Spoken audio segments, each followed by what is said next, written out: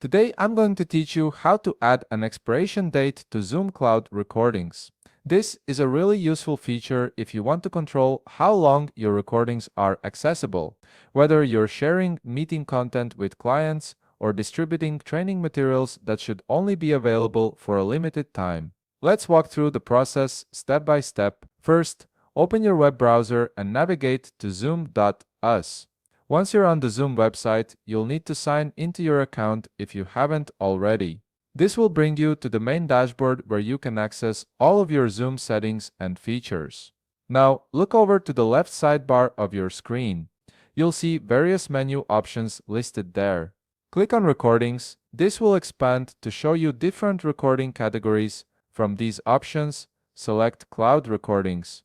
This section displays all the recordings that have been saved to Zoom's cloud storage rather than locally on your computer. Before we continue, I should mention that although my Zoom account is a free trial and not yet upgraded, I'll still show you the next steps. The process remains the same regardless of your account type, as long as you have access to cloud recording features. Once you're in the cloud recording section, scroll through the list to find the specific recording you want to add an expiration date to. Depending on how many meetings you've recorded, this list might be quite long, so take your time to locate the right one. Each recording will show details like the meeting topic, date, and duration to help you identify it. When you've found your desired recording, look to the right of the recording name. You'll see several options there, and one of them will be a button labeled Share. Go ahead and click on that Share button. This will open up a new window with sharing settings for that particular recording. In this sharing settings window, you'll notice a toggle switch next to the option that says Add Expiry Date to the link. Click this toggle to enable it.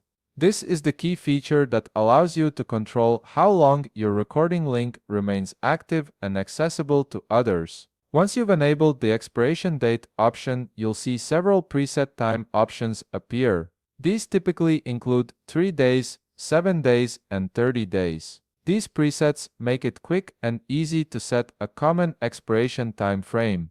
However, if none of these standard options fit your needs, you can click on the drop-down menu to select a custom date. This gives you complete flexibility to choose exactly when you want the recording link to expire. After you've selected your preferred expiration time frame, click the Save button to apply these settings.